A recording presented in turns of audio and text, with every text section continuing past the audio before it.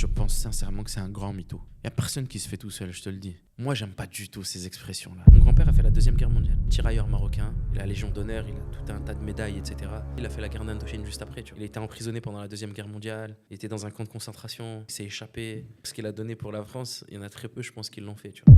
Moi, la France, je l'aime et j'y reste. Avant de passer à table, on a un invité. Et sa présence aujourd'hui, elle vaut plus de 1000 pitchs. Mesdames et messieurs. Et il rentre et là, le jury pète un câble. Nadir, bonjour. Bonjour. Merci d'être là, frère. Je t'en prie. Ça me fait plaisir. Moi, c'est un grand plaisir. Merci d'être venu jusqu'à Marrakech dans ce podcast que j'appelle le plafond de verre. D'accord. Pourquoi le plafond de verre? T'as une idée? Très clair. Hein? J'en ai parlé plein de fois hier. Les plafonds de verre à casser dans l'entrepreneuriat ou même dans ta vie, en fait, de manière générale. Dans quel contexte? Dans tous les contextes de ta vie, tu as toujours des plafonds de verre. Et selon toi, pourquoi? Qui a besoin de casser des plafonds de verre? Surtout les gens comme nous, des gens issus de, comme tu n'aimes pas le terme, mais je vais le dire quand même, issus de la diversité, habitant en France, tu vois, notamment, ou en Europe. Ok. Tu as déjà ton propre plafond de verre, après tu as les plafonds de verre de la société, tu as familiaux, il y en a plein en fait. Je suis totalement d'accord. Et ce podcast, tu sais, c'est un podcast que j'ai en tête depuis longtemps, que j'ai jamais encore lancé. Tu vois, donc là, j'enregistre des épisodes en fonction des personnes que je reçois, etc. J'ai pas de structure concrète, etc. Vraiment, juste, c'est une discussion autour de ce concept de plafond de verre, autour du fait qu'effectivement, on a des plafonds de verre à casser en tant que gens issus de la diversité. Et diversité, en vrai, ça reprend plein de sujets, tu vois. Donc, les Noirs et les Arabes, et les jeunes de banlieue, tu vois, c'est comme ça qu'on les appelle, mais les handicapés, parfois les femmes, parfois les... Donc, il y a plein de personnes chacun a son plafond de verre. Et moi, quand je l'aborde, ce plafond de verre, au départ, c'est sous l'angle de la diversité. Parce que je me dis que c'est ce que je vis, c'est qui je suis. Ouais. Donc voilà, ça faisait plus sens. Et plus j'ai avancé, parce que ce concept, ça date il y a un an que j'y pense, que je ne l'ai pas fait, tu vois. Et plus j'avance, plus j'évolue, et plus je me dis qu'en fait, ouais, chacun a son plafond de verre à casser, à briser. Et donc que ça concerne aussi bien les gens issus de la diversité et les Noirs et les Arabes de France, et tous ceux que je t'ai cités juste avant. Mais bon, du coup, toi, tu es dans la catégorie les Noirs et les Arabes de France, tu vois, donc ça va aussi, ça marche aussi. Moi, je suis noir et arabe, t'as vu? T'es un peu... T'es africain. Africain. Bon, en tout cas... Tu m'as lancé dans le truc. Vas-y, il n'y a pas de... Ok. Donc là, tu es là aujourd'hui et tu es là en tant qu'entrepreneur. Donc c'est encore plus intéressant parce que ces deux sujets, donc là, les discriminations et l'entrepreneuriat, c'est deux sujets qui font partie de mes valeurs, au même titre que toi, avec Nahali. Ok. Qu'est-ce que c'est Nahali? Nahali, c'est l'histoire d'une vie. Non, c'est un projet, c'est une mission. Nahali, c'est une mission qu'on s'est donnée avec mes amis qui me ressemblent, qui ont les mêmes valeurs que moi. Et cette mission, c'est d'être utile aux autres. Et on s'est dit qu'on apporterait notre expertise qu'on a tous eue au sein de notre expérience professionnelle, personnelle, qu'on voulait la mettre au service de l'utilité. L'utilité sociétale, publique, ce que tu veux, mondiale même. Et Nahali, en fait, c'est ça. En fait, c'est une mission. C'est comment on peut être utile aux autres. Et en l'occurrence, avec Nahali, on essaie d'être utile aux agriculteurs afghans qui ont du mal à passer de la culture du pavot opium à celle du safran. Donc on leur propose une culture beaucoup plus profitable, meilleure aussi. Et donc voilà. Et puis aussi, on donne un accès à l'éducation aux femmes afghanes dans leur situation, elle est très complexe. Parce qu'on est en partenariat avec l'ONG Code to Inspire. Et en France, finalement, le safran, il est méconnu pour ses vertus thérapeutiques. Et on redonne ses lettres de noblesse et on vient proposer des produits efficaces qui permettent d'aider les Français et bientôt le monde, j'espère, à aller mieux, tu vois. Et donc, c'est ça, être utile par, finalement, le fait d'accompagner des gens qui sont en difficulté, que ce soit des femmes ou des hommes, ou bien des cultivateurs, des agriculteurs, des patients qui sont en difficulté ici en France, mais pas que, tu as des salariés aussi, on a des personnes qui sont en situation précaire. On a embauché, aujourd'hui on est 27 collaborateurs. En réalité, on n'est qu'au début, tu vois, et ça fait vraiment plaisir de pouvoir les intégrer. Moi, mon rêve dans ma société, c'est d'avoir des gens autour de moi de toutes les origines, de toute diversité. Je suis content quand je présente mes bureaux parce qu'il y a de tout. Il y a des personnes qui sont d'origine italienne, j'ai des origines portugaises, j'ai des Algériens, j'ai des Afghans, j'ai des Blancs, j'ai des personnes d'origine africaine. Et franchement, c'est une fierté parce qu'on se réunit tous sur le même projet, sur la même mission. Et il y a une espèce de symbiose, tu vois. Et en réalité, quand je fais visiter mes locaux, je dis, regardez, mais en fait, c'est ça la France. Faut pas se mentir. C'est ça la France. Et du coup, voilà, cette mission, elle va jusqu'à l'embauche et même plus loin, quoi. Donc si je dois, j'aime bien reformuler, tu vois, pour bien qu'on comprenne sous différents angles. Elle dit que je me parle mal, quoi. En gros, c'est ça. C'était très clair. C'était un peu fouillis quand même, tu vois, ça partait un peu dans tous les sens. Non, c'était très clair. Et du coup, si je comprends bien, au-delà de vendre, parce que tu vas nous parler du produit ensuite quand même, tu vois, c'est important, même si c'est pas pour des placements de produits, c'est vraiment juste pour qu'on comprenne ce que tu C'est fais. le meilleur produit, les gars. Pour qu'on comprenne ce que tu fais. Si je me mets en mode ads, je me mets aussi. Non, c'est mort. Là, tu restes toi, on est dans une discussion entre frères, tu vois, il n'y a pas de... au-delà de vendre des gummies au safran, tu nous préciseras pourquoi les gummies, tu vas raconter l'histoire un petit peu. En fait, au-delà de vendre des gummies qui contribuent au bien-être et qui ont un impact thérapeutique auprès de tes clients, tu es aussi dans une mission de réunir et de rassembler autour de ce produit et de rassembler et d'aider et de contribuer à grande échelle, pas seulement pour une communauté, pas seulement. Vraiment, tu es dans cette mission-là. Oui. C'est ça? Oui. Ok. C'est cool. Ça fait plaisir. Merci. Fin du podcast, on peut remballer Kabir. Non, je rigole. D'où c'est venu cette histoire? Comment ça a commencé? Comment ça a commencé de vendre ce que tu proposes, tu vois, actuellement, Nali. Mais surtout, je veux vraiment comprendre la genèse du projet. Pas seulement Nali, mais la genèse de l'entrepreneuriat. Qu'est-ce qui t'a poussé à aller là-dedans? Déjà, je pense que la genèse, je te l'ai déjà dit, je pense, et je le dis assez souvent autour de moi.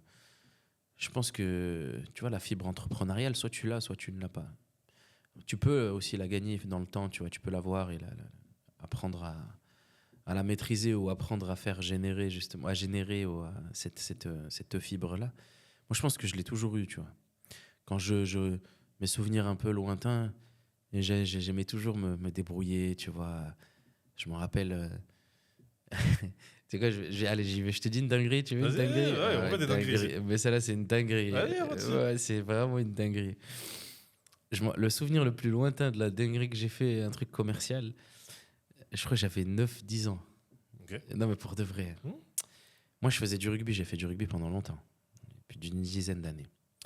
Et tu sais, les petits clubs de rugby, à la fin de l'année, ils font des tambolas, tu vends des stylos, etc., tu vois. Et pour ramener de l'argent au club, pour que le club, après, il puisse payer ce qu'il a à payer.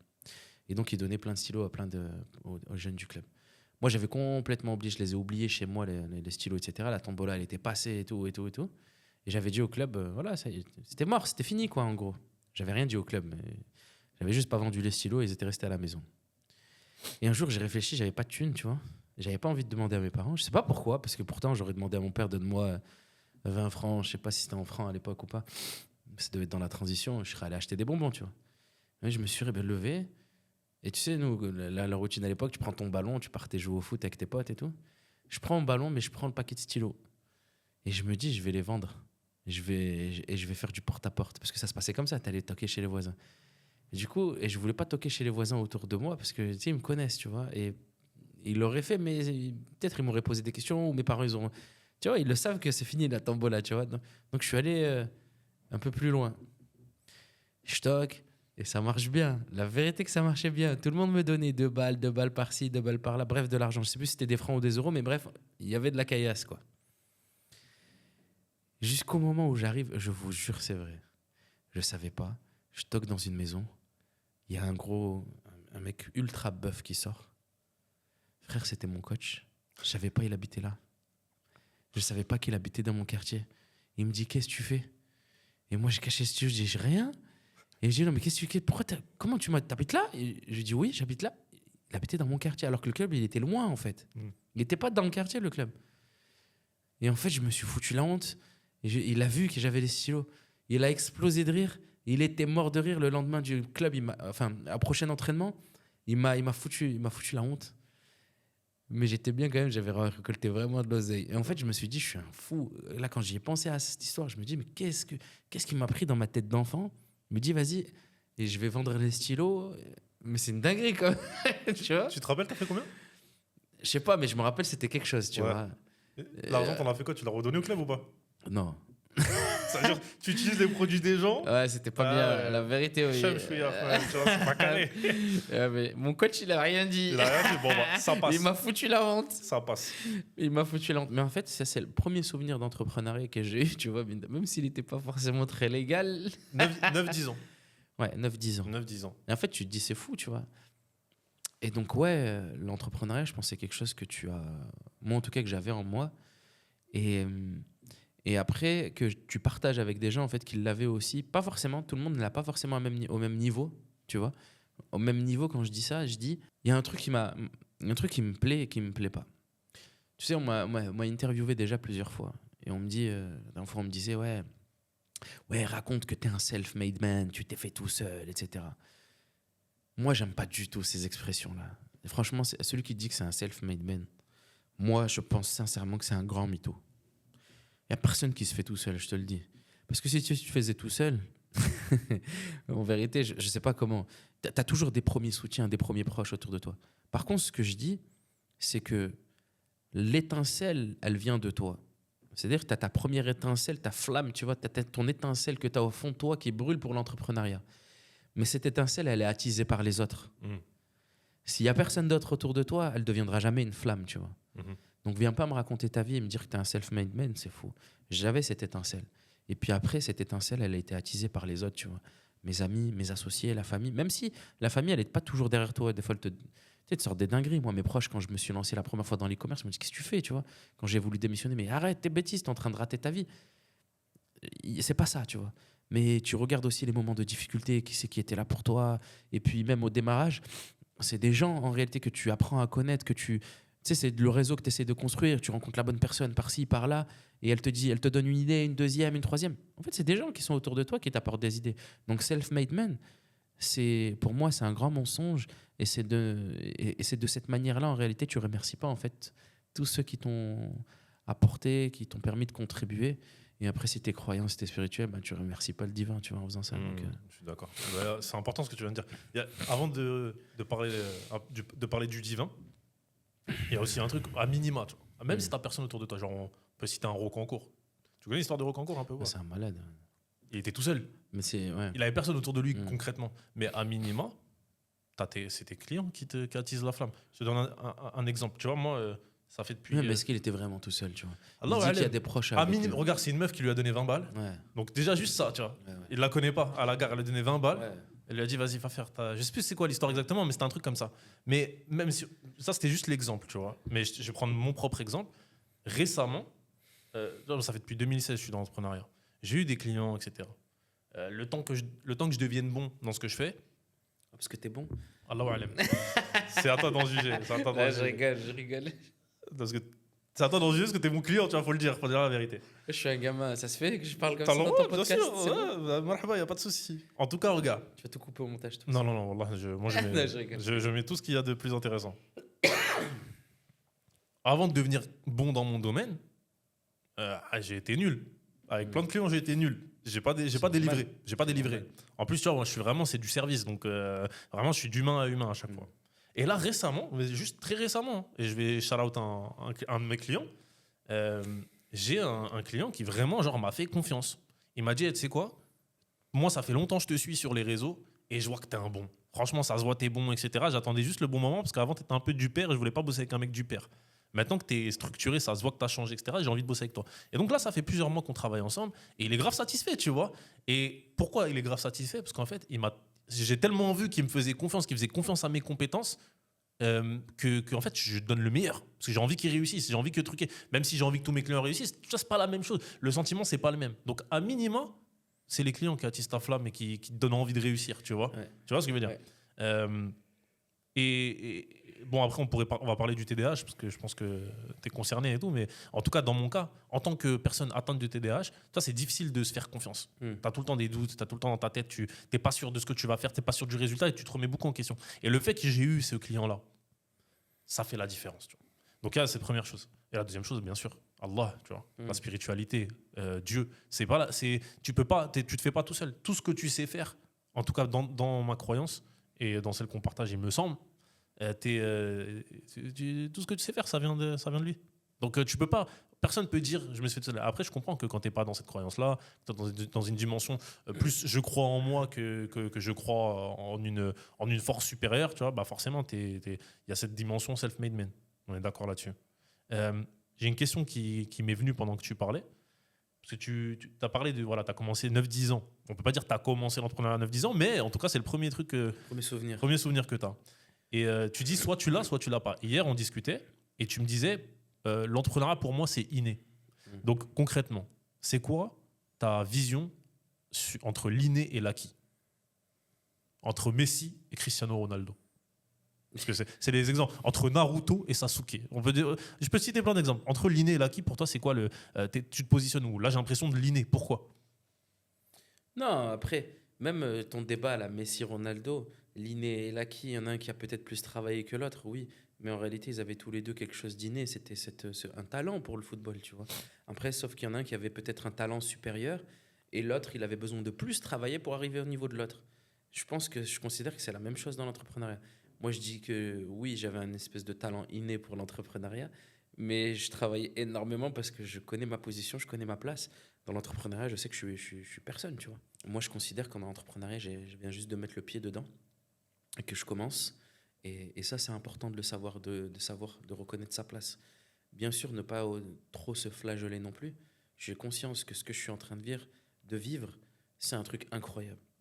Et quand je m'étais lancé, je ne pensais pas devenir ce que je suis aujourd'hui. Et aujourd'hui, j'ai des aspirations qui sont encore beaucoup plus grandes, tu vois. Et la vie, elle est bien faite. Et il y a une espèce de chemin logique qui a été pris. Franchement, c'est incroyable ce qui s'est passé, tu vois. Je pense qu'aujourd'hui, tu vois, je vais te donner un exemple. Quand je me suis lancé dans l'entrepreneuriat, je me rappelle le premier business plan que j'ai fait. C'était une page avec Abdrahman, une page recto verso, on a dit on a besoin de 50 000 euros. Et on a fait un prévisionnel. Et on a dit la première année, on va faire 1 million. La deuxième, 2. Et la troisième, je crois, 3 ou 4. Et c'était de faire 4 millions quand on l'a écrit. Tu sais, c'est que des chiffres, tu vois. J'avais jamais vu 50 000 euros. Je savais pas quels sont les efforts à faire pour arriver à 1 million, à 2, à 3 et à 4, tu vois. Mais on l'avait écrit. Mais je savais pas comment j'allais y arriver. J'en avais aucune idée, tu vois. Et en fait, déjà, on s'est rendu compte, combien de temps après? 2 ans après, on avait levé 1 million d'euros, mais on n'avait toujours pas fait 1 million d'euros de chiffre d'affaires. Déjà, premièrement. Et puis, deuxièmement, on est arrivé à faire notre premier million d'euros de chiffre d'affaires. Et en fait, le 4 millions, on l'a dépassé plus rapidement que prévu. Et puis, ce que j'avais même pas prévu, c'était de faire 10, et puis peut-être 20. Quand est-ce que tu estimes avoir brisé ton premier plafond de verre? Se lancer. Donc c'est quand tu t'es lancé dans l'entrepreneuriat pour toi? Ouais, pour moi, premier plafond de verre, c'est de me dire que je peux faire quelque chose moi-même, tu vois. En gros, moi-même. Tu sais, je suis pas partisan du moi, moi. Le moi avant tout. J'aime pas du tout ça. Et chez Nali, on n'aime pas mettre le moi avant toute chose, je te le dis. Mais quand je dis me lancer moi-même, c'est-à-dire juste de se dire je vais me lancer, je vais réfléchir à une idée et je vais la faire, tu vois.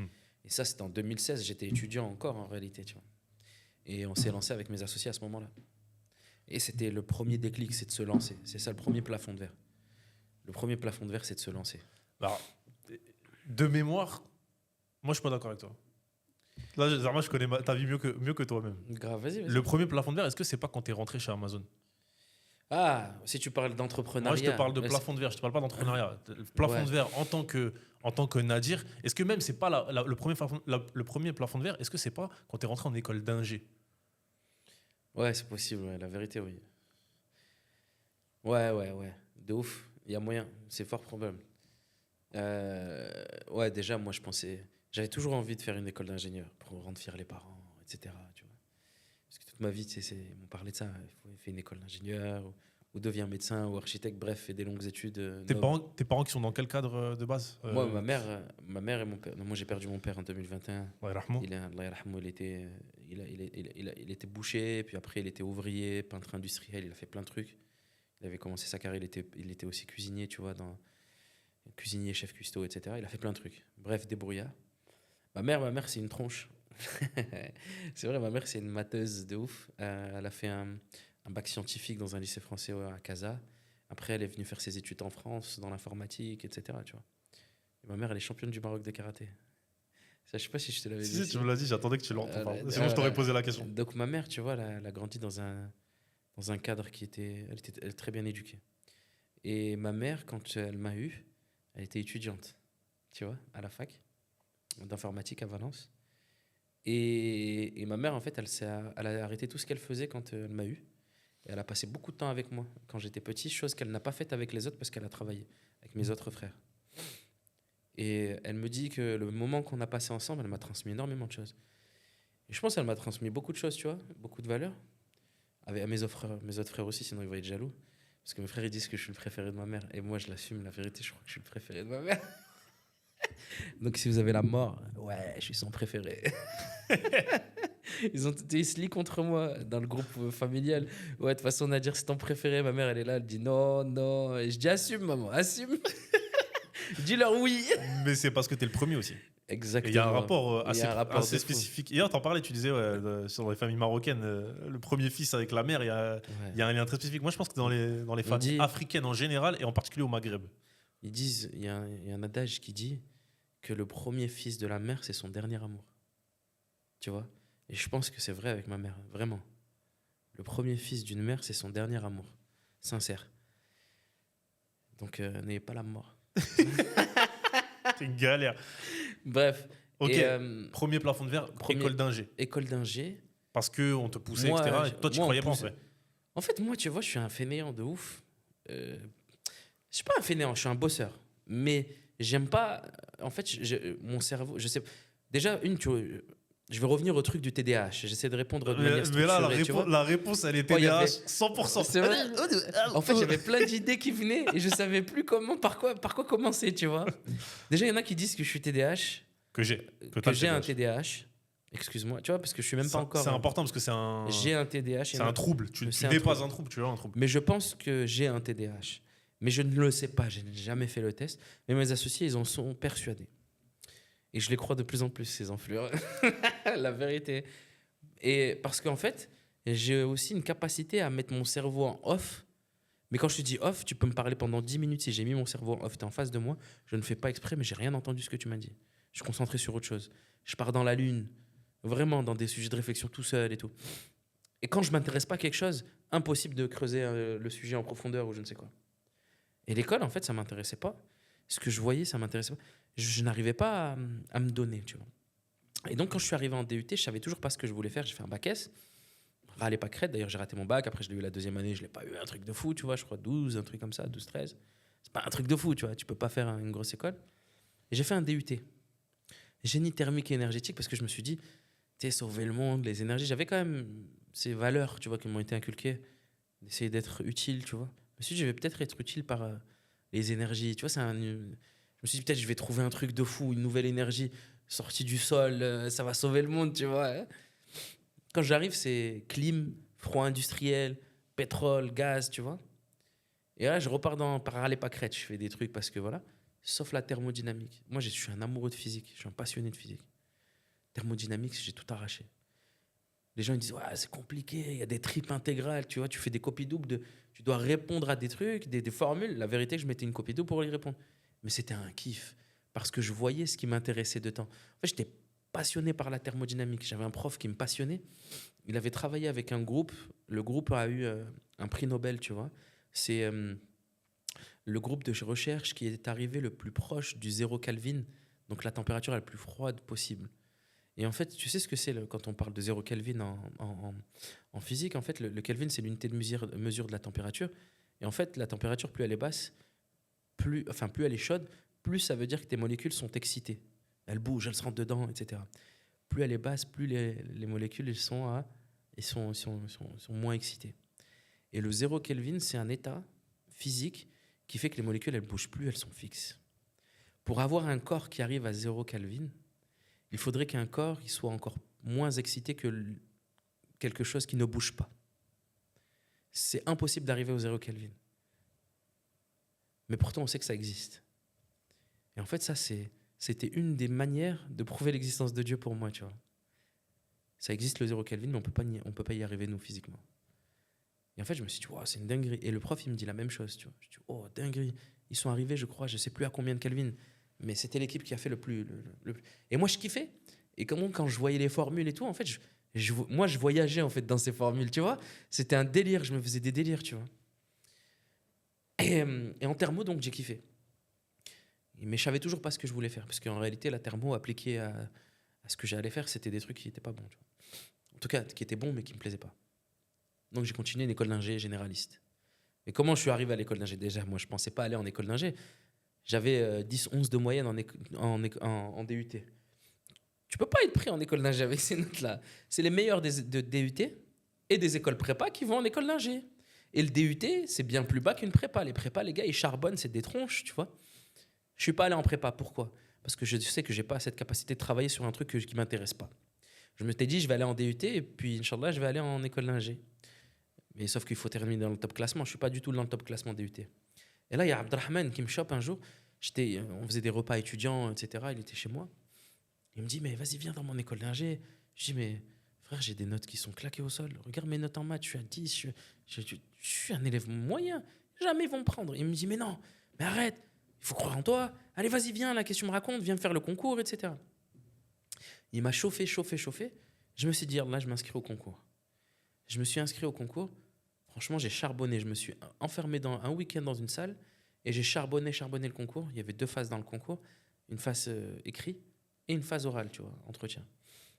J'ai fait les 2, j'ai passé et j'ai été pris. C'est Abdelrahman qui m'a ramené. J'ai dormi chez lui pour le concours. Il m'a chauffé de partout, tu vois. Franchement, je le remercie énormément.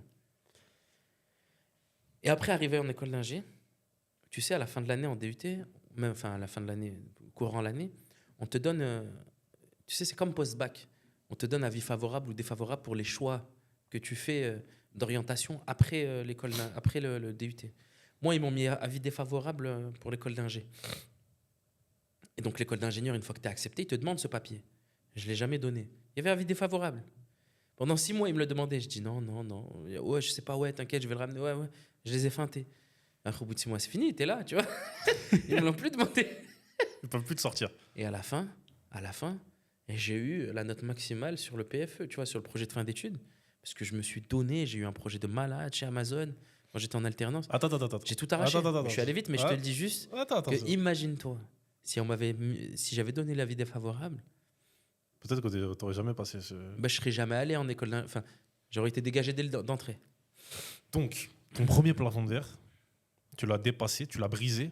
Avec quelqu'un d'autre. En allant en école d'ingé grâce à quelqu'un d'autre. En tout cas, avec l'aide de quelqu'un d'autre. Donc déjà, ça boucle la boucle avec le fait qu'on se fait pas tout seul. Ça n'existe pas. De ouf. D'accord. En tout cas, moi, je me suis pas fait tout seul. Ok. S'il y en a qui se sont fait tout seuls, qui m'expliquent comment. Le second plafond de verre, tu le dépasses chez Amazon, si je me souviens bien. C'est ça? Ouais. T'es pas sûr? Je suis pas sûr. Tu te rappelles pas? Il y en a eu un chez Amazon, c'est sûr. C'était quoi? Pourquoi? Ça, Abdelrahman, il le raconte mieux que moi. Même lui, c'est pas grave, raconte quand même. Tu m'as parlé de Mais potentiel. déjà, viens, je viens un peu avant, non? Vas-y. Je pense que le deuxième plafond de verre, il était, quand j'ai fait mon école d'ingé, c'était une école en alternance. Donc il fallait que je trouve une alternance déjà. Et là, tu te confrontes aux problématiques en France de la diversité. Pourquoi? T'envoies 500 CV, tu reçois 0 réponse. C'est une dinguerie. Tu vois, moi, mes collègues, ils envoyaient 10 CV, ils étaient pris en 3 ou 4 entretiens. J'ai transpiré, j'ai galéré. Vraiment. J'avais 0 réponse ou des réponses négatives. Négatives. Pourtant, je me suis remis en question. Je suis parti, j'ai pris un coach, j'ai payé un nouveau CV, un CV designé, j'avais pas d'argent. Tu sais, quand tu es étudiant, t'as pas de thunes. Et j'ai fait designer mon CV par un pro. J'ai pris une consultante. Je te promets, j'ai pris une consultante pour qu'elle prenne tout mon CV, me dise qu'elle mette les mots-clés qu'il faut, etc. Ouais, c'était pour une alternance. J'ai fait un truc de cadre, tu vois. Une lettre de motive. Je me suis remis en question. J'envoyais pas mon CV comme ce que tout le monde fait, tu vois, genre en batch, etc. Et je me suis inscrit de partout. Walou, encore une fois, c'est Abdelrahman qui m'a trouvé mon alternance. Chez ST Microélectronique, il a posé mon CV chez un manager. Et le manager, il m'a rappelé. Deuxième plafond de verre, c'était à ce moment-là. Moi, là aujourd'hui, les gens ils commencent à me voir en pub, etc., à droite à gauche. Je suis à l'aise pour parler. Mais en vérité, les gens ils savent pas. Je suis introverti de base. Je suis introverti avec les gens que je ne connais pas. En famille, je suis pas introverti. Mais avec les gens, je n'arrivais pas à m'exprimer à des personnes que je ne connaissais pas. À tel point que je cherchais une alternance. J'étais à un restaurant avec Abdelrahman à Paris. Je te donne l'exemple. Il y avait des mecs, ils étaient à côté, nous, à table, et ils disaient qu'ils cherchaient des alternants. Je l'ai entendu, j'avais mon CV avec moi, j'avais honte de lui dire, tiens, mon CV, je cherche une alternance. Je suis allé, je dis, Abdelrahman, s'il te plaît, pose-lui mon CV, s'il te plaît, donne-lui.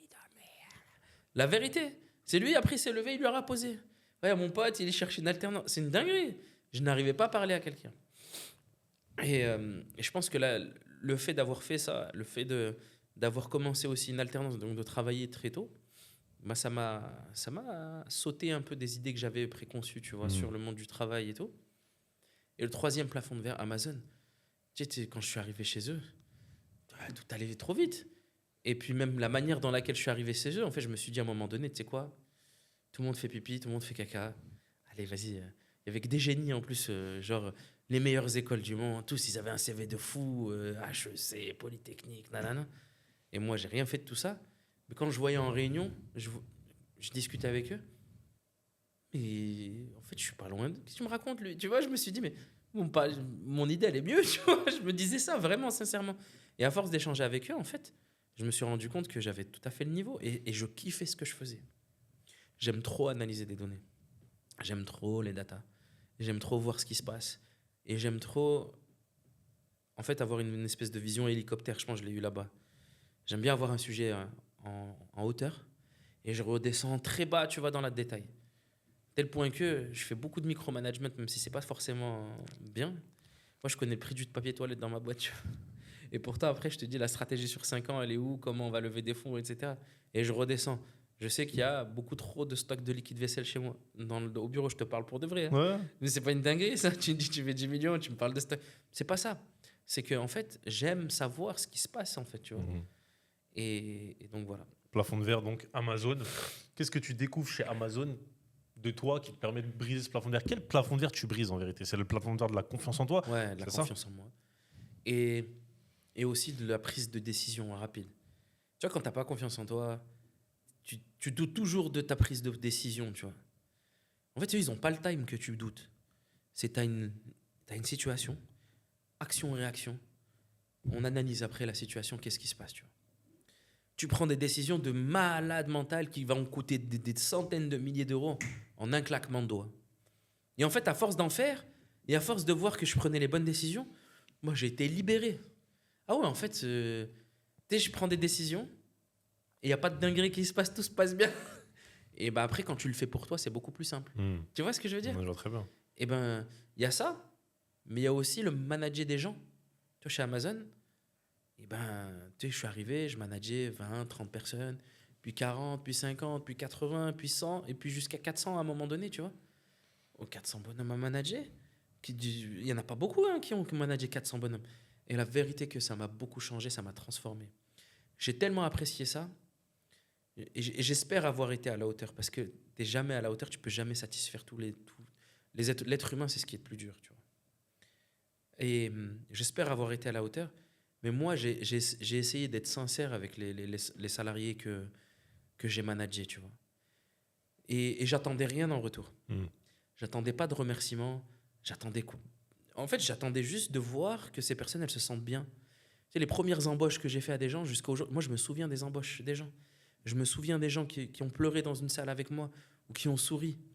Je me souviens des gens que je leur ai rentré dedans, mais pour leur bien sans, tu vois. Je me souviens des gens que j'ai virés aussi. Et je les ai pas virés pour rien. C'est des gens qui ont volé des centaines de milliers d'euros.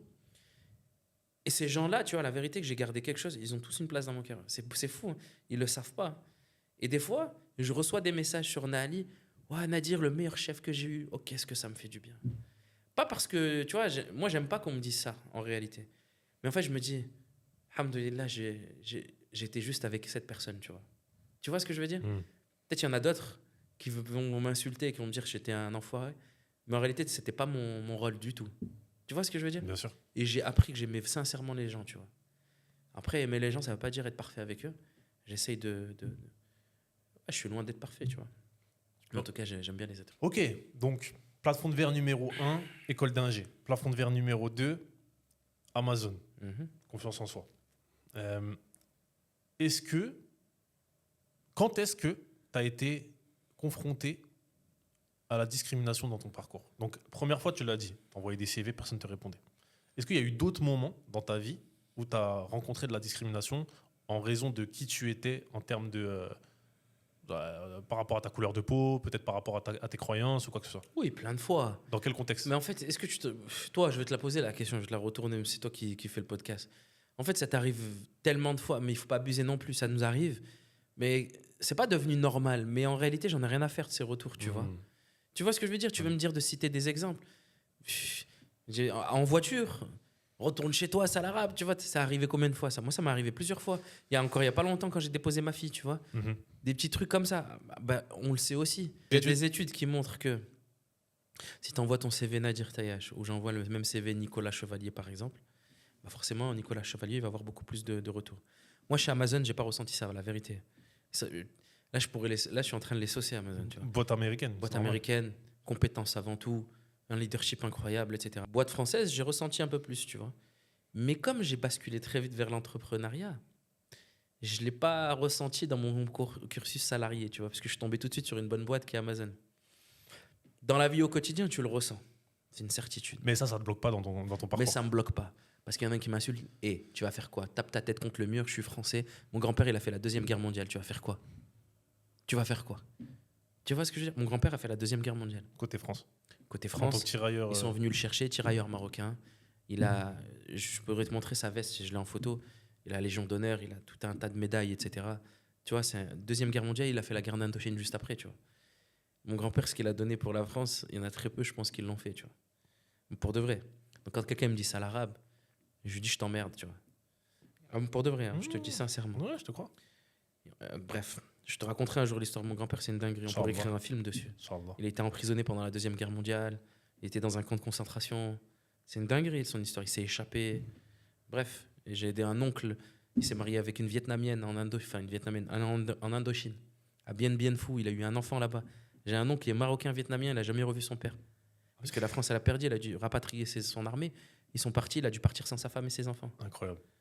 Et moi, du coup, mon père, il a toujours cherché. Ils ont essayé de faire l'émission perdue de vue, mais comme c'était des bases qui étaient secrètes, on n'a jamais retrouvé, tu vois. Ils n'ont jamais dit où est-ce qu'il était exactement. Toi, tu l'as jamais vu, du coup? Jamais, je sais pas où il est, mais lui, il a un père qui est marocain. Inch'Allah, tu vas passer à la télé. Je suis sûr ça. On fera peut-être, on essaiera de faire quelque chose. L'épisode, il sera publié après, comme ça, il n'y a pas de truc.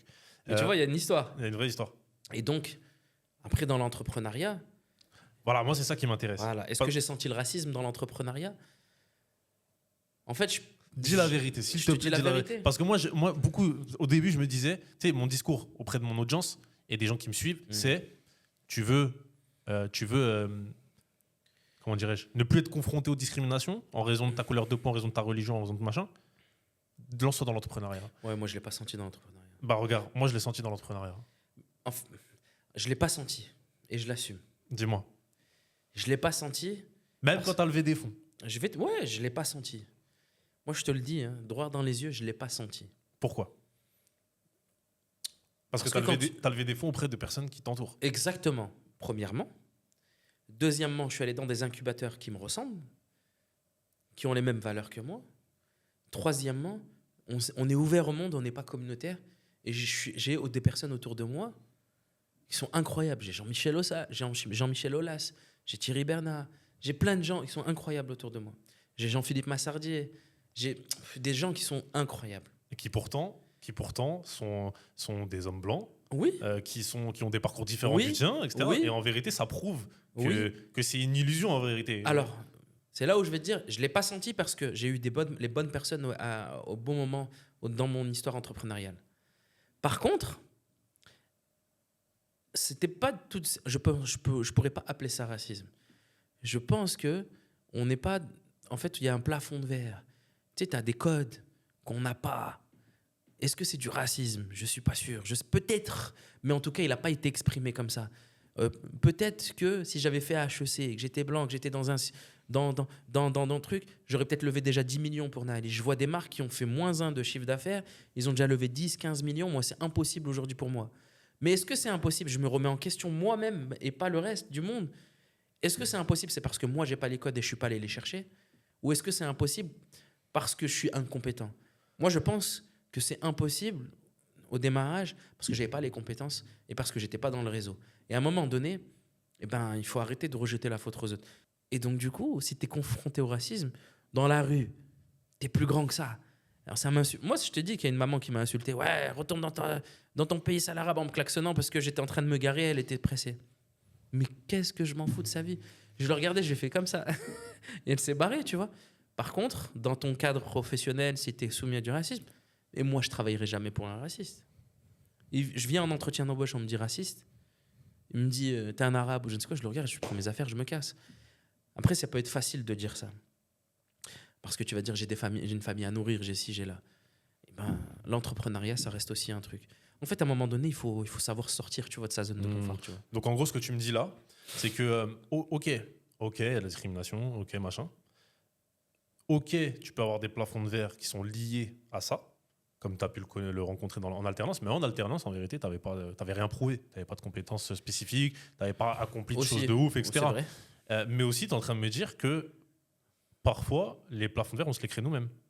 Ouais. Parce qu'on ne cherche pas à dépasser ce niveau d'incompétence potentielle ou on ne cherche pas à développer les codes. Oui. Et en même temps, parce que on s'imagine que, ah ouais, comme c'est des racistes, je ne vais pas y arriver. Et donc, on ne cherche pas, on se dit, on se bloque, on ferme notre porte nous-mêmes plutôt que de chercher à la dépasser et de voir derrière qu'en fait, non, il n'y a pas que des racistes dans le game. C'est ça, en gros.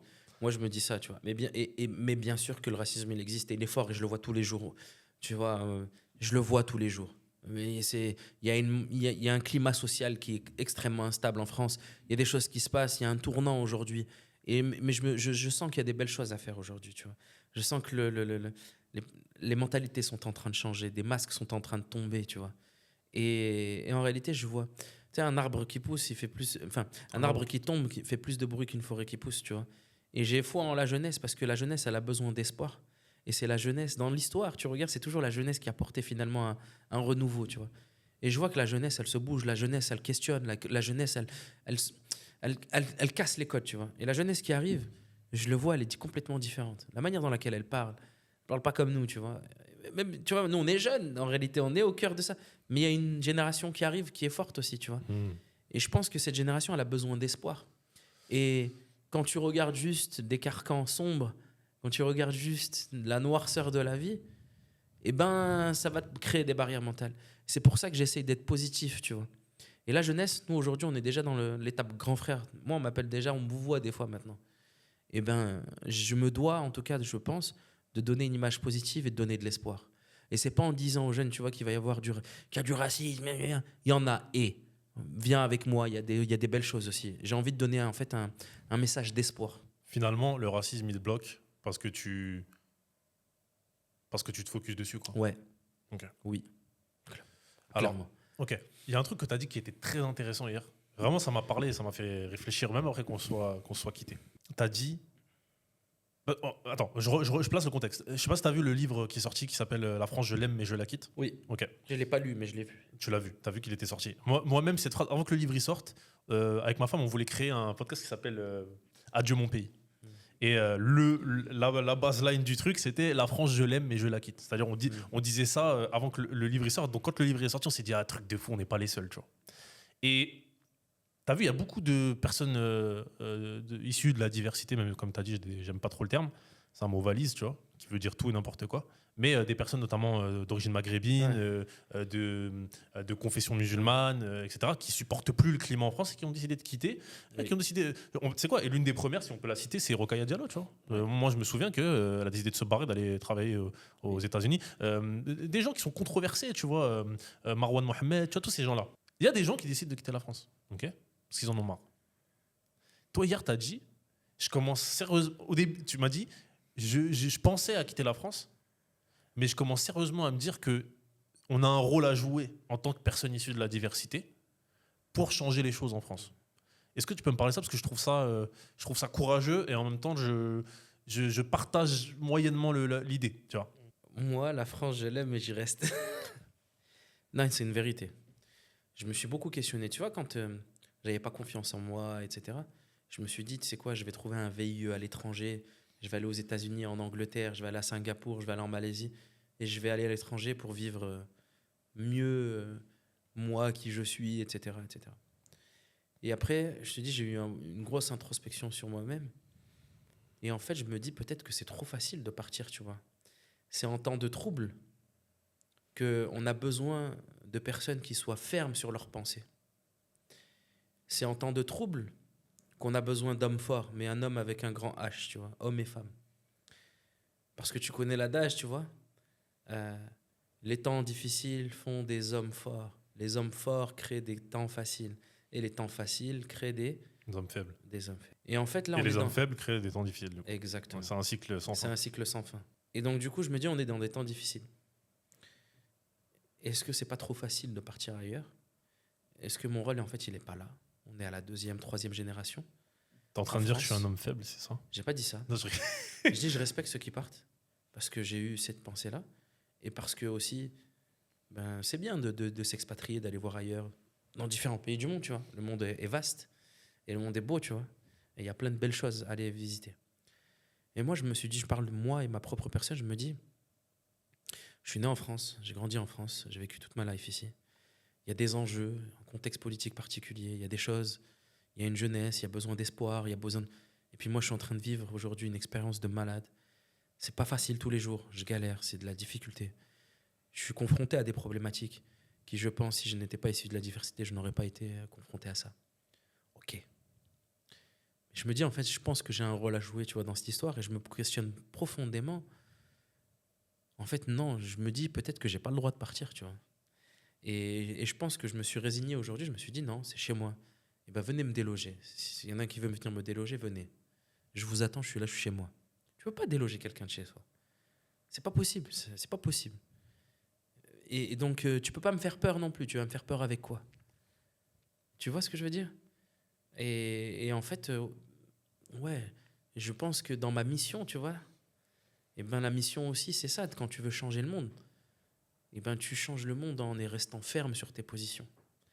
Si tu estimes que tes positions, elles sont bonnes, si tu estimes que tes positions sont justes, si ta mission, tu l'as faite valider autour de toi et que tu as su engager facilement autour et qu'il y a plusieurs personnes qui portent cette mission avec toi et que cette mission, elle fait du bien, ben, tu te dois de rester ferme dessus. Sinon, en fait, je pense que ma mission, elle perd tout son sens, tu vois. Donc, ouais. La France, je l'aime et j'y reste. C'est ça que tu veux dire. Ah, la France, je l'aime, j'y reste et j'y suis et venez me faire bouger. Venez me chercher, comme dirait... Ouais, je dirais pas venez me chercher, mais je suis là. Tu vois, je suis là. Et en fait, c'est prétentieux même de dire venez me chercher, parce que j'ai pas envie qu'on vienne me chercher en réalité. Tu vois. Laissez-moi tranquille, genre. C'est la France, je l'aime et vous avez besoin de quoi? Je suis là. Tu vois. C'est ça en fait la vraie phrase. C'est une belle phrase. Ça. C'est la France, je l'aime, je suis là. Et si vous avez besoin d'un truc, je suis là en fait. Où est-ce que je peux être utile dans cette France, tu vois? Je veux que tu me dises comment ça tu t'es retrouvé dans cette histoire de Qui veut être mon associé? Parce que c'est un truc de ouf quand même, hein. C'est pas donné à tout le monde. Moi, quand j'ai regardé Qui veut être mon associé dans les premières saisons, franchement, il n'y a pas beaucoup de gens issus de la diversité, quoi. Quand tu regardes bien les choses, on voit, c'est les mêmes qu'on voit en fait dans les concours de pitch, à part voilà, si tu prends les déterminés, entrepreneurs dans la ville, etc. Mais c'est une minorité en soi. Comme il y a c'est les minorités visibles, tu vois. Mais en vrai, dans Qui veut être mon associé, t'es un ovni. Moi, je trouve que t'es un ovni. Comment tu t'es retrouvé là-dedans? Et encore, tu l'as pas vu. J'espère que je serai un vrai ovni après le passage. Parle-en comme si t'étais. Alors là, pour l'instant, ça n'a pas été diffusé. Ça sera comme c'est confidentiel. Qu'on va pas te mettre en. On va pas mettre ça en avant. On va le diffuser après Qui veut être mon associé. Mais comment tu t'es retrouvé là-dedans? Moi, déjà, ça fait des. Tu sais, quand tu deviens entrepreneur, tu prends le chemin de l'entrepreneuriat, tu te documentes, tu regardes tout ce qui passe. Tu apprends à pitcher. L'un des premiers trucs, c'est d'apprendre à pitcher son projet. Donc, à Qui veut être mon associé, tu écoutes les pitchs des autres, tu vois comment ils pitchent. Je regardais Shark Tank, l'émission américaine, tu vois, justement. Et tu vois les pitchs, ils sont incroyables, tu vois, ils ont de la prestance, de la carrure, etc. Et puis en France, certains, ils ont de la prestance, d'autres pas du tout, d'autres c'est claqué. Il y a de tout. Et en fait, tu te dis, j'ai vu après les retombées de la première saison, les potes qui sont passés là-bas, elles ont explosé, tu vois. Parce que ça leur a donné un prime time. De certaines boîtes, les meilleures, c'est 15 minutes ou 20 minutes sur M6. Tu sais combien ça coûte de passer 20 minutes sur M6 avec 2 millions de téléspectateurs? Ça coûte des millions d'euros. C'est une tribune qui est particulière. Et en fait, ça fait des années, on se dit, mais Abdelrahman, Nahali, il faut qu'il y soit, tu vois, là-bas. C'est pas possible. Il faut que... C'est nous, là, c'est nous. Nous, on y va et on va tout arracher. Tu sais, c'est une phrase qu'on a avec Abder. Moi, quand je fais un concours ou je ne sais quoi, j'y vais pas pour perdre. Je vais pour tout arracher. Pourquoi ? Parce qu'on a faim. Pourquoi ? Parce qu'on a une mission. On n'a pas faim d'argent, mais on a une mission. Et à chaque fois qu'on pitch à quelqu'un les entrailles de notre projet, il est pris avec nous. Et c'est comme ça qu'on valide que notre mission, elle est bonne, tu vois. Je n'ai jamais pitché à quelqu'un qui m'a dit ta mission, elle est claquée, ton projet, il est claqué. Jamais quelqu'un il m'a dit ça. Peut-être qu'en publicité, tu vois, tu as 10 secondes, 20 secondes pour convaincre quelqu'un et dit ouais, c'est trop surjoué, les ads, etc. Mais quelqu'un qui creuse vraiment, c'est une tribune qu'on n'a pas quand tu vas faire de l'acquisition de trafic, tu vois. Tu pitches projet, tu pitches pas projet, tu pitches bénéfice produit, etc. Tu vois. Mais quand je te parle de mon projet, même si tu n'as pas de problème, tu as envie de me donner un coup de main. Parce que tu comprends que derrière tout ça, il y a quelque chose de grand. Tu vois. Et donc, on voulait exposer ça au plus grand nombre pour faire en sorte qu'il y ait un cercle vertueux et que la boîte, elle explose. Et donc, ça fait des années que je postule à qui va être mon associé. Et je fais tout le process pour postuler. Je crois la 2e année, j'ai postulé 3 en retard. J'ai pas vu j'étais pas trop branché LinkedIn et j'ai pas vu que l'émission elle avait ouverte et ils avaient, je crois, déjà clôturé leur quota de start-up. Pareil, 3e saison, ils m'appellent et je fais avec eux, sauf que j'avais pas encore de produits. Et la condition pour passer dans l'émission, c'était d'avoir les produits finis. J'en avais pas. Et donc, ils m'ont demandé de leur envoyer. Je dis, ils sont encore en cours de R&D. Donc, c'était mort. Puis après, je les ai recontactés et ils ne m'ont pas jamais répondu. Et c'est là l'importance du réseau. Je me dis, punaise, ça fait des saisons et des saisons que j'essaie de passer, j'arrive pas. Ah non, c'était la saison 2 où ils m'avaient contacté. Et après, saison 3 et 4, ils m'ont pas contacté. Et je me dis, c'est pas possible. C'est nous. À chaque fois que je vois une saison, je dis, c'est nous là. C'est nous, ça doit être nous. C'est nous, on va tout arracher. C'est nous, on va marquer l'histoire de qui va être mon associé. C'est vraiment mon intention pour mettre en place, pour que la lumière, elle rayonne sur Nahali, tu vois. Et là, j'envoie Jean-Michel Aulas, je dis, Jean-Michel, franchement, on est en galère. Enfin, on n'est pas en galère, j'abuse, mais on aimerait tellement être à qui va être mon associé. Cette année, je vais encore postuler pour la 3e ou 4e fois. Est-ce que tu connais pas quelqu'un de la production pour nous faciliter, juste pour qu'il puisse nous écouter ? Donne-nous juste une tribune. Parce que l'équipe, elle reçoit des milliers et des milliers de candidatures. Et forcément, tu vois, j'aimerais juste que mon dossier soit sur le dessus de la pile, tu vois. Jean-Michel, il envoie un email et ils me disent, ok, ça tombe bien. Ils étaient dans notre liste cette année. Et en fait, ça montre que notre plan de communication est marché. Même les équipes en fait, de Kivit Monson nous ont vus, nous avaient déjà vus. Et donc après, là, on a fait tout le process. Tu sais, c'est long, hein, avant de passer à l'émission, c'est très long. T'as un business model, t'as un truc, t'as plein de questions, t'as questionnaire long, questionnaire court. Et franchement, c'est super long les étapes. T'as des coachs, des business coachs, t'as plein d'entretiens et tout. Hein, c'est super long avant d'être. Et puis jusqu'à la fin, t'es pas sûr d'arriver. Et puis après, tu dois préparer la scénographie. Après la scénographie. Et en plus, t'es jamais sûr de passer. Donc en fait, c'est un ascenseur émotionnel ce truc-là. Et puis quand t'arrives sur plateau, c'est extrêmement stressant. Parce que toi, t'arrives, t'es le petit, tu rentres sur la pointe des pieds. Le plateau, il est beau, il est immense, et tu as tous ces entrepreneurs qui sont en face de toi. Et en plus, qui sont sur une estrade, donc ils sont surélevés, posés dans des sièges de fou, lumière tamisée. Toi, t'es make-upé, t'es au top aussi, tu vois, on va pas se mentir. T'es au top de ta forme, t'es make-upé. Et ben, quand t'arrives là, tu te dis, je vais tout arracher. Quand on arrive avec Abder, on s'est dit, on va tout arracher. C'est pas pour nous. C'est pour la mission. Et donc, on avait encore plus la pression sur les épaules. Tu vois. Et on a tellement progressé ces derniers temps avec Abdelrahman qu'on a plein de problèmes à gérer dans notre boîte qui ont fait que notre pitch, on n'a même pas pu le préparer des semaines à l'avance. Tu sais quand est-ce qu'on a écrit, rédigé, fait notre pitch ? On a pris notre pitch pour Kivit Monson parce que c'est 1 minute 30 le pitch. Si tu débordes, tu te fais des gages. Enfin, c'est 1 minute 30. Tu racontes ta vie, une histoire et tu dois donner envie au jury de kiffer. C'est dingue 1 minute 30. La vérité, c'est dingue. C'est court. C'est trop court. Et ben, on a pris la voiture de Lyon à Paris pour monter pour l'émission. Donc, on avait 5 heures de route et on est monté avec notre équipe marketing, etc., etc. Sauf qu'on a dit, prenez-vous une voiture. Abder et moi, on se met que dans une voiture Et en fait, pendant 5 heures, on a pitché notre pitch. On a appris notre pitch à ce moment-là sur la route, tu vois. Et on a pitché, jusqu'à qu'on trouve le truc et qu'il soit par cœur, appris par cœur, qu'il soit fluide plutôt. Et après, ça a glissé. Et quand on est arrivé sur le plateau, quand on a mis les pieds dans le plateau, en fait, on y allait pour s'amuser. Et je pense que le jury l'a compris. Moi, je kiffais le moment. Je te promets, je te jure.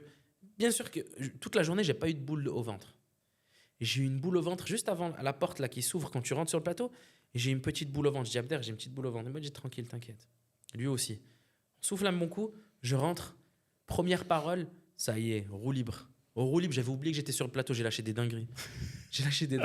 Roue libre. Tu sais, ça veut dire quoi, roue libre? En fait, je m'amusais. Parce que je kiffe tellement ce que je fais. On connaît tellement notre sujet. On a tellement passé d'heures et de temps. Mais vas-y, pose toutes les questions que tu veux. Je connais les réponses parce que j'ai kiffé, je kiffe mon projet. J'aime trop, c'est ma vie. Vas-y, bah viens, envoie. Viens avec moi, je te fais kiffer, tu vois. Ça s'est vraiment passé comme ça et je pense qu'ils l'ont vu, tu vois, le jury. Et c'est pour ça qu'il s'est passé ce qui s'est passé. C'est-à-dire? Je peux raconter? Mais Ouais, oui, ça sera après. Frère, je t'ai dit, ce sera après. Ah ouais, attends. Et du coup, moi, je voulais marquer les esprits et je me dis, de toute façon, Abdelrahman, il vous voit, Jean-Michel Aulas. Parce qu'il le respecte trop par rapport au fait qu'il ait grandi avec l'OL, etc. Il appelle président. Et puis moi, tu connais, moi, le premier jour, je lui ai dit, est-ce qu'on peut se tutoyer? Il m'a dit, oui, on se tutoie. Je dis, salut Jean-Michel, tu vas bien? Il me dit, ouais, ça va. Ah, parce que Jean-Michel Aulas, il est avec toi. Non, mais attends. Je vois l'émission, ils me mettent des coups de pression. Pas des coups de pression, parce que franchement, l'émission, ils sont trop bien. Mais ils me disent, ouais, t'es jamais sûr de passer et tout. J'ai dit, comment? Je suis pas sûr de passer dans ma tête. Jean-Michel? Allô, Jean-Michel? Franchement, nous, c'est l'émission ce qui peut changer notre vie. Est-ce que tu veux venir avec nous en guest star, tu vois, invité? Il me dit, avec plaisir, les gars, et tout. Oh, Jean-Michel Aulas, c'est pas n'importe qui. Il vient avec toi, il est venu de Lyon, il a pris le train, etc. pour nous. Sa journée a été bloquée pour nous. Il avait le comité de la FFF, comité exécutif de la FFF, qui a été annulé pour qu'il puisse venir et tout chez nous. Fédération française de football. Exactement. On sait jamais, il y en a qui connaissent pas, tu vois. Voilà. Et donc il vient, et donc on prépare notre pitch. On pitch pendant 1 minute 30. Et là, on attend que le jury il commence à poser des questions. Parce que tu sais, ils se notent des trucs et tout. Ils disent, ah, alors vas-y, qui c'est qui va poser des questions et tout. Et là, il y en a un qui prend la parole. Et à ce moment-là, j'ai attendu qu'ils disent bonjour et qu'il allait poser une question. Je dis, attendez. Avant de passer à table avec vous, parce que généralement, les entrepreneurs, ils passent à table et ils se font décortiquer, tu vois. Parce qu'on est prêt à manger avec vous. Parce qu'on était prêt. C'était pas de la prétention, mais la vérité qu'on était prêt, on voit à balance. Je suis là. On mange ensemble, tu vois. Avant de passer aux questions, avant de passer à table, parce qu'on est prêt, on a un invité et sa présence aujourd'hui, elle vaut plus de 1000 pitchs. Mesdames et messieurs, Jean-Michel Aulas. Et il rentre et là, le jury pète un câble. Et moi, je ne m'attendais pas à ce qu'il allait faire Aulas. Il vient, il rentre. Et frère, là, il commence à parler pendant 15 minutes, il pitch Nali. Oh, Aulas. Et Nali, et là là, et là là. 15 minutes. À côté de moi, en plateau télé. Moi, je suis qui? Je suis là, je suis à côté d'Aulas. Aulas, c'est une dinguerie. Oh, Pélo, c'est une dinguerie. C'est une dinguerie. Et là, il pitch. Et là, d'un coup, le jury dit, bah, attendez. Parce que lui, c'est l'une des plus grosses fortunes de France. Il a plus d'oseille que les mecs du jury. Ils lui prennent une chaise, ils lui disent, bah, venez, on se pose, pose-toi avec nous, avec nous. Donc, ils lui ramènent une chaise, ils le mettent en plein milieu. Et donc, du coup, il se retrouve avec 6 maintenant. Sauf qu'Aulas, il est déjà investisseur de notre boîte. Et nous, on avait demandé 200 000 pour 5%, ce qui était un cadeau pour l'émission. En réalité, c'est un vrai cadeau. Pourquoi? Parce que la valo de la société, elle ne fait pas du tout ça. 2 millions pour 5%, ça fait une valo à 4 millions. 200 000 pour 5%. Ok. Avec le chiffre d'affaires qu'on fait, elle vaut beaucoup plus. Nous, ce qu'on avait besoin, ce n'était pas de l'argent. C'était des gens qui sont prêts à se battre pour qu'on puisse atteindre les objectifs de cette mission. T'as compris? Et là, Aulas, il dit, ouais, les garçons, ils ne sont pas au courant. Et il est venu, il a haram le sujet. Il a dit, c'est moi que je mets les 200 000. Et il dit, moi, je mets 200 000. Les autres, ils regardent, ils disent, c'est quoi ce délire? Ils sont pas au courant. Et je regarde Abdelrahman, je dis, qu'est-ce qu'il fait lui? Pourquoi il veut? Et là, j'ai Kelly. Elle se lève, elle dit, je mets 200 000. Jean, il dit, je veux 200 000. Et il y en a 2 autres. Au début, ils disent pas, ils me posent des questions. Et on répond aux questions. Et au final, eh ben, on a eu 6 membres du jury qui nous proposent 200 000 chacun, donc 1,2 million de propositions sur le plateau. Et la bagarre entre le jury pour pouvoir rentrer en investissement chez Naël. C'était qui les jurys à ce moment-là? Donc, Jean Caram, Jean-Michel Aulas, Kelly Massol, la fondatrice des Secrets de Loli, Éric Larchevêque, Anis Labou et Anthony Bourbon. Et ils ont tous mis 200 000. Ils ont tous proposé de Ils ont mettre tous 200 000. proposé 200 000. 200 000, au début c'était 200 000 contre 5%. Et Anthony Bourbon, il a même dit, bah, tu sais quoi, moi c'est 200 000 contre 4%. Donc il a augmenté la valo d'1 million. Dinguerie. Et donc après nous, tu peux pas, si on donne... c'est pas possible, tu donnes 6 x 4, 24% de la boîte, si je prends 1,2 million avec cette valeur, c'est pas possible.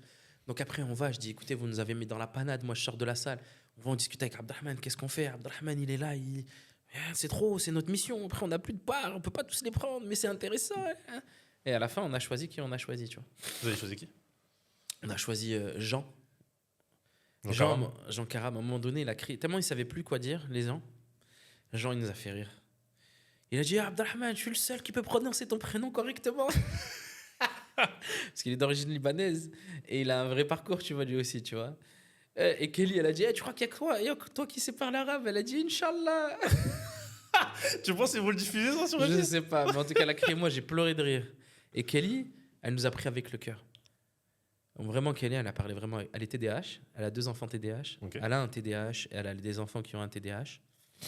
Elle connaissait déjà nos produits, etc. Elle nous a parlé avec le cœur parce que, tu sais, elle aussi, elle est lucide de la diversité. Elle a fait son truc en 2009. Ça fait 15 ans qu'elle a sa boîte. Elle a une belle success story, tu vois.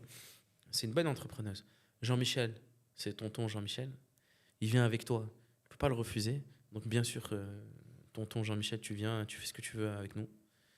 Et après, malheureusement, j'ai pas pu prendre Anthony et Alice et Eric parce que sinon, je perdais trop de pourcentage. Et ceux que j'avais identifiés qui pouvaient vraiment m'apporter quelque chose, j'avais besoin de travail sur la science, études cliniques, brevets. Jean, il est expert là-dedans.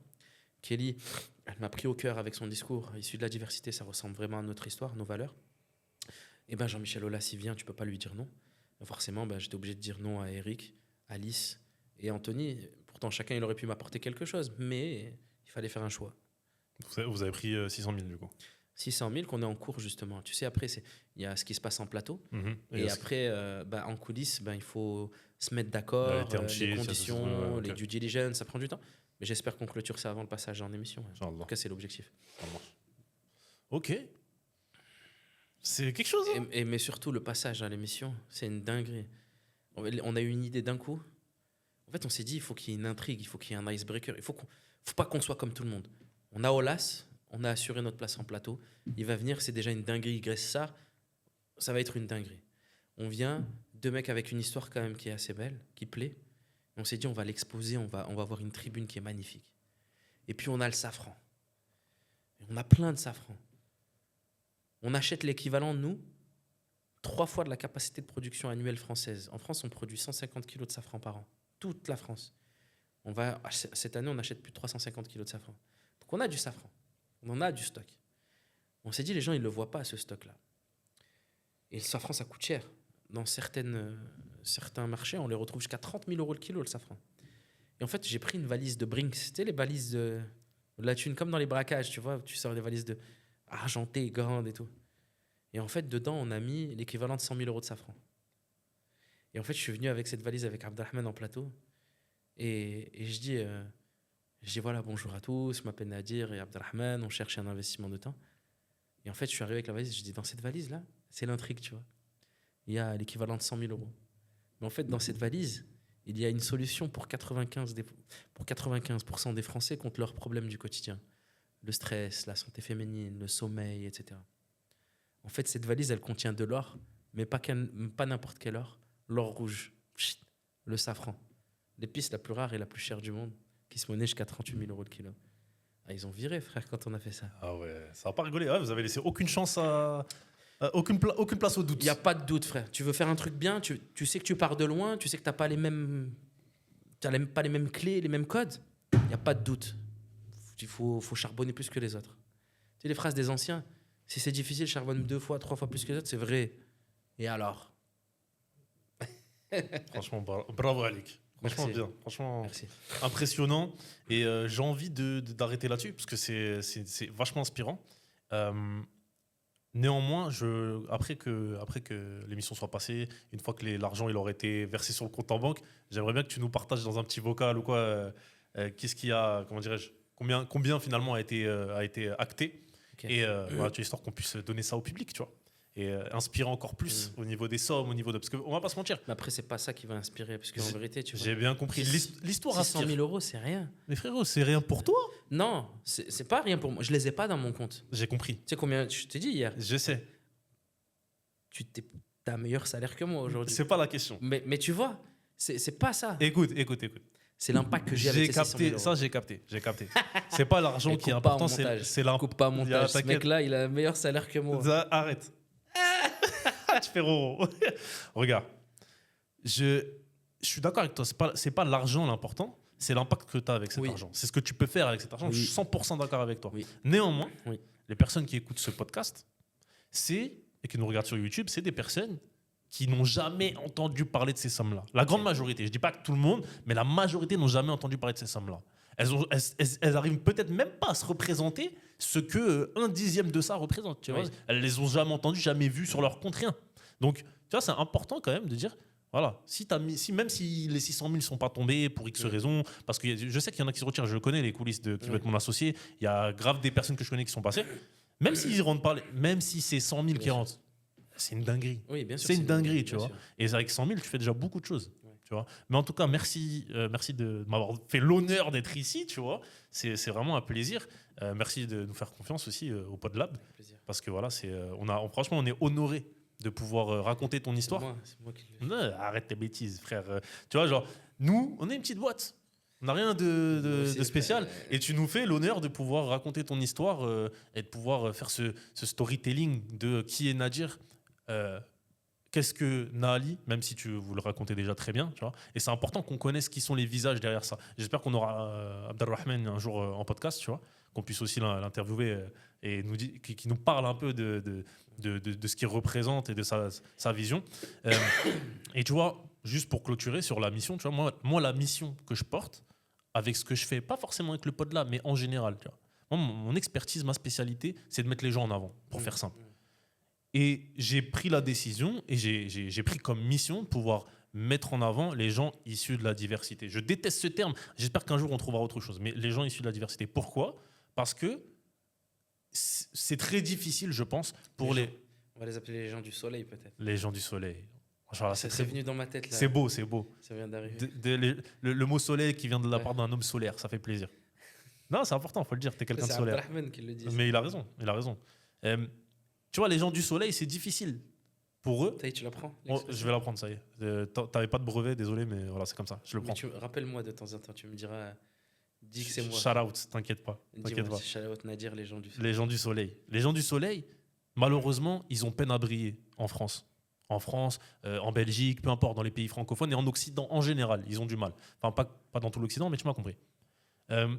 Et en vrai, moi, mon taf, c'est de les faire briller. C'est de leur permettre de briller, pas de les faire briller, parce qu'ils peuvent briller par eux-mêmes. Mais c'est de pouvoir contribuer à diffuser leurs rayons de soleil, tu comprends ?